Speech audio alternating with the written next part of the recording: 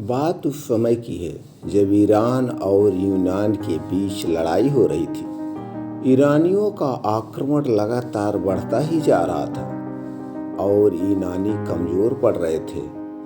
आलम ऐसा था कि देश के सारे व्यापार बंद हो चुके थे और सभी युद्ध की तैयारी में जुट गए थे। यहाँ तक कि देश के किसान भी अपने हाथों में हल की जगह तलवार और भाले लेकर उठ खड़े हुए थे। पूरा देश आत्मरक्षा के लिए एकजुट हो गया था, लेकिन फिर भी शत्रुओं के आक्रमण का जवाब देना मुश्किल हो रहा था।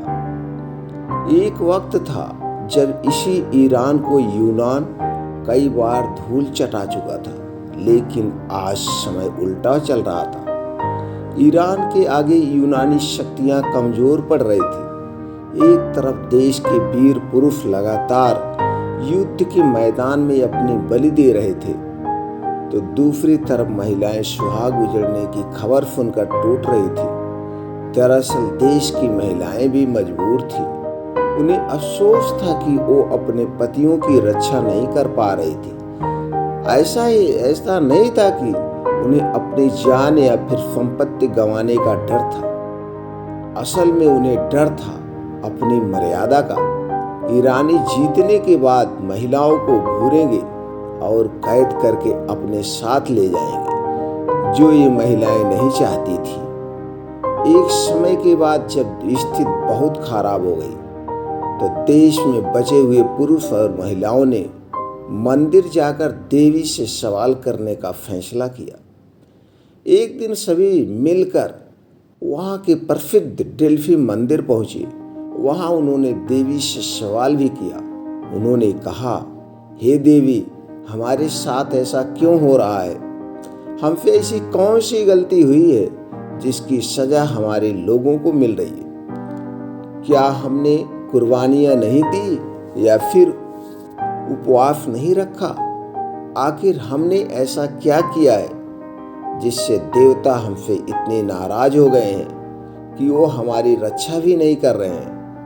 इस पर मंदिर में मौजूद पुजारी ने कहा, हमारे देश किसी देशद्रोही के कारण नहीं ऐसी संकट झेल रहा है। जब तक उसे पकड़ नहीं लिया जाएगा, तब तक ऐसी स्थिति बनी रहेगी। इसमें देवताओं की कृपा भी नहीं काम करेगी। इसके लिए हमें ही कदम उठाना होगा।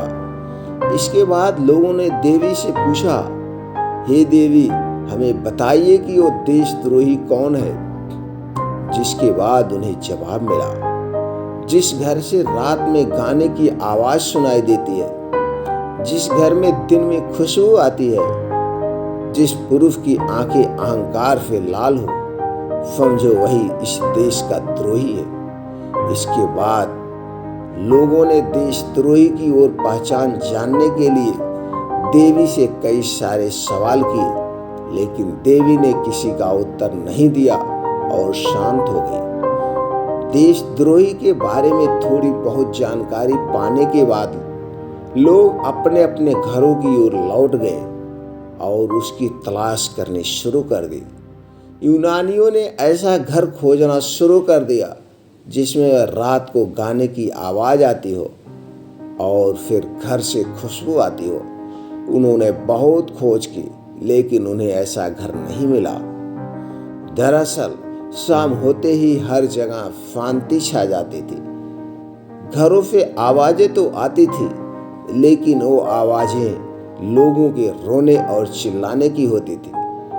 देश के सभी लोग लड़ाई में इतने व्यस्त हो गए थे कि घर की साफ सफाई का भी किसी को ध्यान नहीं रहता था। इसीलिए हर घर से केवल बदबू ही निकलती थी। शहर की हर गलियां कूड़े कचरे से भर चुकी थी। सफाई कर्मी से लेकर धोबी तक सभी युद्ध के मैदान में पहुंच चुके थे, जिस वजह से हर जगह गंदगी और बदबू की महक आ रही थी।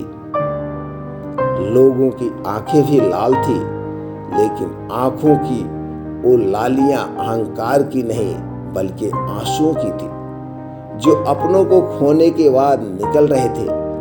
हर तरफ कोहराम मचा था, लोग अपनी मौत को बेहद पास से देख रहे थे। इसी स्थिति को झेलते हुए लोगों ने देशद्रोही की तलाश के लिए पूरा शहर छान मारा, लेकिन उसका पता नहीं चल सका। दिन बीत चले गए, यूनानियों की स्थिति बद से बदतर होती गई। युद्ध के मैदान से और भी बुरी खबर आने लगी। लोगों के मरने का आंकड़ा भी लगातार बढ़ता जा रहा था। इसी बीच एक दिन आधी रात के समय एक बूढ़ा आदमी अपने घर से बाहर निकला। पूरे शहर में अंधेरा छाया हुआ था। ऐसा लग रहा था मानो वह कोई शहर नहीं बल्कि शमशान घाट हो। दूर दूर तक वहां कोई दिखाई नहीं दे रहा था। शहर के नाट्यशालाओं में जहां एक समय लोगों की भीड़ होती थी, वहां अब फियार बोल रहे थे। बाजारों में लोगों की जगह उल्लू बोल रहे थे। मंदिरों में शांति और महलों में अंधेरा छाया हुआ था। वह बूढ़ा आदमी अपने घर से निकलकर उसी देवी की मंदिर की ओर चला जा रहा था। उसका इकलौता बेटा लड़ाई के मैदान में मौत को चुनौती दे रहा था। उस बूढ़े आदमी को किसी की भी परवाह नहीं थी। वह अपने विचारों में खोया हुआ चला जा रहा था। रास्ते में अंधेरा होने के कारण वह कई बार गिरा, लेकिन हर बार खुद को संभालते हुए आगे बढ़ता चला गया। दरअसल उसने ठान लिया था कि वह देवी से जीत का आशीर्वाद लेकर ही रहेगा, नहीं तो वह अपनी जान उसी देवी के चरणों में त्याग देगा। जैसे वह देवी के मंदिर पहुंचा, तभी उसके कानों में एक आवाज सुनाई दी, जिससे वह चौंक पड़ा। उसने देखा कि मंदिर के पीछे से किसी घर से मधुर आवाज में संगीत भी धुन बज रही थी। बूढ़े आदमी को बहुत हैरानी हुई। उसने सोचा कि ऐसी संकट की घड़ी में वह कौन है जो खुशी मना रहा है। वह इस बारे में जानने के लिए मंदिर के पीछे वाले घर की ओर चल पड़ा। वहां पहुंचकर उसने देखा कि वह तो उसी मंदिर के पुजारी का घर था। बूढ़ा आदमी इस बारे में और अधिक जानने के लिए उस घर की खिड़की के पास जाकर खड़ा हो गया और अंदर की ओर झांकने लगा। तभी उसने देखा कि उस कमरे में खूबसूरत मोमबत्तियां जल रही थी। घर एकदम साफ सुथरा और सजा हुआ था। उस कमरे में एक लड़का टेबल पर बैठा हुआ था। उसके सामने पेय पदार्थों की बोतल और 2 गिलास रखी हुई थी। साथ ही 2 नौकर उसी टेबल के सामने अपने हाथों में खाने की प्लेट लेकर खड़े थे, जिसमें से बहुत अच्छी खुशबू आ रही थी। यह देखते ही बूढ़ा आदमी जोर जोर से चिल्लाने लगा, यही है देशद्रोही, यही है देशद्रोही। जिसके बाद मंदिर के दीवारों में द्रोही द्रोही द्रोही की आवाज गूंज उठी। तभी वहां स्थित बगीचे की तरफ से भी आवाज सुनाई दी, यही है देशद्रोही। यह सुनते ही मंदिर की पुजारी ने अपने कमरे से बाहर निकली और पूछा, कहाँ है देशद्रोही? कौन है देशद्रोही? वह देशद्रोही कोई और नहीं बल्कि उसी मंदिर की पुजारी का बेटा था, जिसका नाम था पाफोनियस। वह उसी देश में रहकर उसी के खिलाफ काम करता था। वह उसी देश में रहकर उसी के खिलाफ काम करता था। देश की रक्षा के लिए जो भी योजना बनाई जाती थी, वह उसे शत्रुओं यानी ईरानियों को बता देता था, जिससे ईरानी अधिक सतर्क हो जाते थे और यूनानियों की हर योजना का मात देते थे। यही वजह थी कि यूनानियों के द्वारा जीत की लाख योजना के बनाने के बाद भी वह हार जाते थे और उनकी मौत नहीं हो पा रही थी। इस काम के बदले पुजारी के बेटे को बहुत सारे पैसे मिलते थे, जिससे वह आराम और मौज की जिंदगी जी रहा था। उसे अपने देश की थोड़ी सी भी परवाह नहीं थी। वह केवल अपने बारे में सोचता था। बाकी लोग मरे या जिंदा रहे, इस बात से उसे कोई फर्क नहीं पड़ता था। वहीं पुजारिन अपने बेटे के इस काम से अनजान थी। उसे थोड़ा सा भी अंदाजा नहीं था कि उसका बेटा इतना स्वार्थी होगा कि वह लाखों लोगों की जान की फिक्र नहीं बल्कि केवल अपनी फिक्र करेगा। दरअसल पुजारिन हमेशा उसी घर के एक अंधेरी कोठरी में रहती थी। वह वहां से बहुत कम निकलती थी। दिन भर वह कमरे के अंदर बैठी पूजा पाठ में लगी रहती थी, जिस वजह से उसे बाहर के बारे में कुछ भी पता नहीं चल पा रहा था। बूढ़े आदमी ने जब उस देशद्रोही का शोर मचाया था, उस समय भी पुजारी अपनी कोठरी में बैठकर देवी की पूजा कर रही थी। आवाज सुनकर पुजारी अपने कमरे से निकली और अपने बेटे के कमरे में झांक कर देखने लगी। वहां उसने भी वही नजारा देखा जो उस बूढ़े आदमी ने देखा था। कमरे में मोमबत्तियां जल रही थी, गाना बज रहा था और उसका बेटा अहंकार में डूबा हुआ था। यह सब देखकर पुजारिन को बहुत दुख हुआ। उसने कभी ऐसा नहीं सोचा था कि उसका बेटा देशद्रोही होगा, लेकिन उसने जो देखा उसके बाद उसे भी विश्वास हो गया कि उसका बेटा देशद्रोही है। फिर उस बूढ़े आदमी के साथ मिलकर वह भी चिल्लाने लगी, यही है देशद्रोही, यही है देशद्रोही। दोनों की आवाज सुनकर शहर के अन्य लोग भी वहां पहुंच गए और चिल्लाने लगे, यही है देशद्रोही, यही है देशद्रोही। एक तरफ लोगों की शोर सुनकर जहां पफोनियस के कमरे की रोशनी बंद हो गई, गाना बजना बंद हो गया था, वहीं दूसरी तरफ लोगों की भीड़ बढ़ती जा रही थी और देशद्रोही का नारा भी तेज हो गया था। लोगों ने अंधेरा दूर करने के लिए मशालें जलाई और हथियार निकालने शुरू कर दिया। वहां इकट्ठा हुई भीड़ से तरह तरह की आवाजें आने लगी। कोई कहता उस देशद्रोही की जान को देवी के चरणों में चढ़ा देते हैं, तो कोई उसे उसी के घर की छत से फेंकने की सलाह दे रहा था। यह सब देखकर पशुनीश को समझ आ गया था कि वह अब फंस चुका है। वह तुरंत वहां से भागकर उसी देवी की मंदिर में छिप गया। यह देख सभी लोग मंदिर पहुंचे, लेकिन यहाँ वह सभी असमंजस में पड़ गए थे कि पुजारी के बेटे को सजा कैसे दी जाए। दरअसल सदियों से चली आ रही परंपरा के अनुसार मंदिर में किसी को मारना महापाप कहलाता है, लेकिन कोई उस देशद्रोही को छोड़ना भी नहीं चाहता था। इस बीच भीड़ से फिर तरह तरह की आवाजें आने लगी।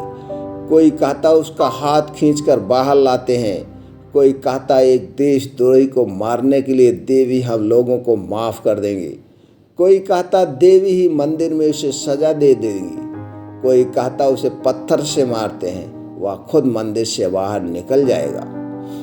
उस रात यही शोर मचता रहा और पशुनीश मंदिर के अंदर ही छिपा रहा। आखिरकार लोगों ने यह तय किया कि मंदिर की छत को तोड़ दिया जाए, जिससे मंदिर के अंदर छिपा पशुनीश कड़कड़ाती धूप और ठंड से अकड़ जाए। लोगों ने तुरंत इस काम को शुरू कर दिया और मंदिर की छत को तोड़ने लगे। पुजारिन का देशद्रोही बेटा दिन भर तेज धूप में खड़ा रहा। इस दौरान उसे तेज भूख और प्यास भी लगी, लेकिन पशुनीश को न एक बूंद पानी नसीब हुआ और न ही खाना। दिन भर वह कई तरह के कष्ट झेलता रहा। उसने कई लोगों से मदद भी मांगी, लेकिन किसी ने उसकी एक न सुनी।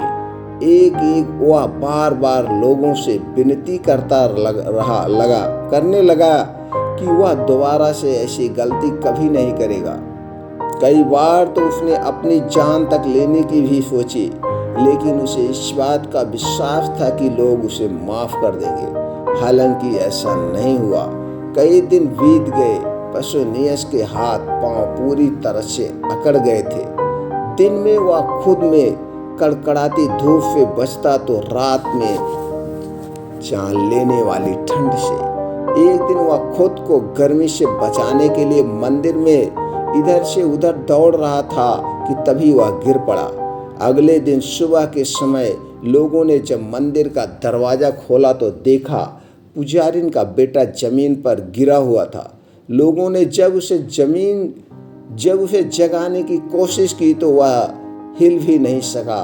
उसकी स्थिति बहुत खराब हो चुकी थी, लेकिन लोगों ने उस पर तनिक भी दया नहीं दिखाई।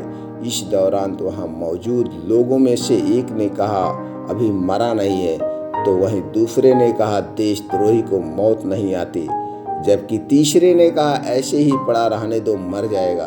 चौथे व्यक्ति ने कहा, ये नाटक कर रहा है। पांचवें व्यक्ति ने कहा, इसने जो पाप किया था उसकी सजा इसे मिल गई है, अब इसे छोड़ देना चाहिए। इतना सुनते ही पसोनियस उठ बैठा और बोला, आप सब मुझे मत छोड़ना। अगर मुझे छोड़ दिया तो बाद में मैं आप सभी को पछताना पड़ेगा। मैं बहुत स्वार्थी हूँ, इसलिए मुझ पर विश्वास मत कीजिए। मैंने जो पाप किया है उसकी सजा मुझे मिलनी ही चाहिए। पसोनियस ने आगे कहा, मैं अपने जीवन के अंत में इस देश की कुछ सेवा करना चाहता हूँ। मेरे पास ईरानियों के कुछ ऐसे रहस्य हैं जिन्हें अब जानने के बाद ईरानियों को हराना आसान हो जाएगा। रात भर मैंने देवी की पूजा की है। उन्होंने प्रसन्न होकर मुझे ऐसा वरदान दिया है जिससे विजयी प्राप्त कर सकते हैं, लेकिन मुझे अपने आप पर भरोसा नहीं है। यहाँ से बाहर निकलते ही सारी बातें भूल जाऊंगा और लालच में आकर फिर से ईरानियों की मदद करने लगूंगा। इसलिए मेरे ऊपर भरोसा करना सही नहीं है। तभी भीड़ में से एक यूनानी ने कहा, अरे सुनो, तो यह क्या कहता है? वहीं दूसरे यूनानी ने कहा, नहीं भाई, शायद यह सच्चा इंसान है। जबकि तीसरे ने कहा, यह अपनी गलतियों को मान रहा है। इसके बाद चौथे व्यक्ति ने कहा, अब हम इसे माफ़ कर सकते हैं और इससे ईरानियों की योजना के बारे में पूछ सकते हैं। तभी पांचवें यूनानी ने कहा, यह कैसा इंसान है जो एक ही बात बोल रहा है कि मुझ पर भरोसा नहीं करना। इस पर वहाँ मौजूद छठे व्यक्ति ने कहा, लगता है रात भर कष्ट झेलने के बाद इसे पछतावा हो गया है। सभी की बातें सुनने के बाद पसोनियस ने कहा, क्या आप लोग मुझे माफ़ करने वाले हैं? ऐसा मत कीजिए। मैं आप सबसे फिर से विनती करता हूँ कि मैं भरोसा करने के काबिल नहीं, बल्कि मैं तो इस देश का द्रोही हूँ। मुझे इंसानियों से जुड़े हुए कई सारे राज मालूम है। मैं अगर किसी भी तरह ईरानियों के पास पहुंच गया तो उसके साथ मिलकर इस देश का नाश कर दूंगा। उसकी यह बातों को सुनकर फिर से एक यूनानी ने कहा, एक गद्दार इस तरह की बातें नहीं कर सकता। इस पर दूसरे ने कहा, पहले यह लालची हो गया था, अब यह शायद इसे अपनी गलती का एहसास हो रहा है। इसके बाद वहाँ मौजूद तीसरे व्यक्ति ने कहा, एक गद्दार से अपने फायदे की बात जान लेना किसी भी प्रकार से गलत नहीं है। उसके बाद हम इसे छोड़ने की सोच सकते हैं। वहीं चौथे यूनानी ने कहा, देवी के आशीर्वाद से इसमें बदलाव आया है। जबकि पांचवें ने कहा, पापियों की भी आत्मा होती है जो कष्ट झेलने के बाद सुधर जाती है। ऐसे में यह सोचना कि यह एक बार जिसने पाप किया वह कभी पुण्य नहीं कर सकता गलत होगा।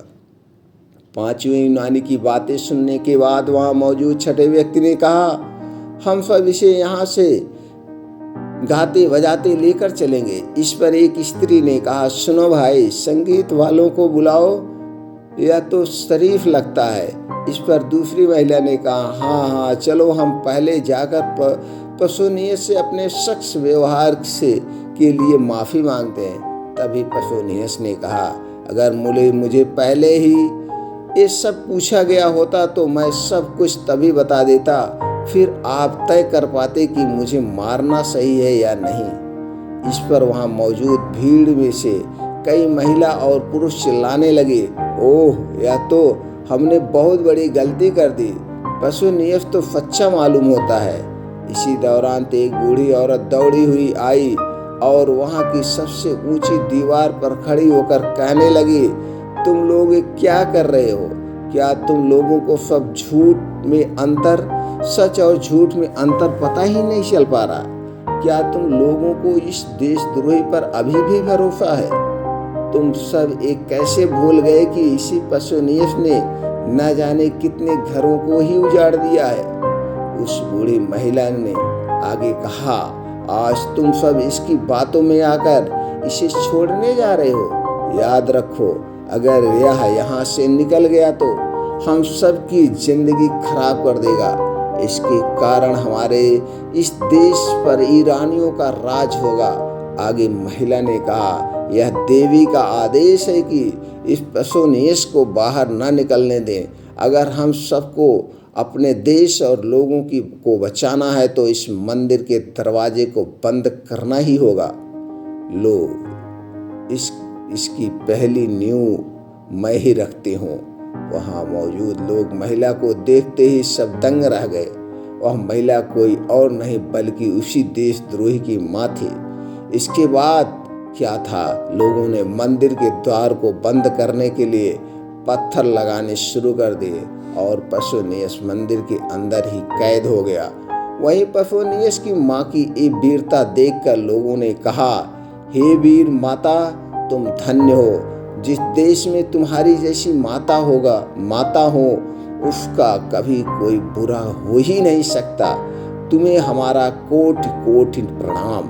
और सभी लोग, सभी गांव के वासी उस माता को प्रणाम करते हैं और उनके चरणों में अपना शीश झुकाते हुए कहते हैं, धन्य हो माँ, तुम सबको ऐसी ही माँ मिले। इस कहानी से हमें यह सीख मिलती है कि हमें अपनों के साथ कभी भी धोखा या गद्दारी नहीं करनी चाहिए। ऐसा करना पाप होता है जिसकी सजा हमें मिल ही जाती है। वहीं सच्चा देशवासी वही होता है जो अपनों से पहले देश हित का सोचे। दोस्तों, फिर मिलते हैं ऐसी ही और अच्छी कहानी, मुंशी प्रेम की कहानी के साथ अगले वीडियो में।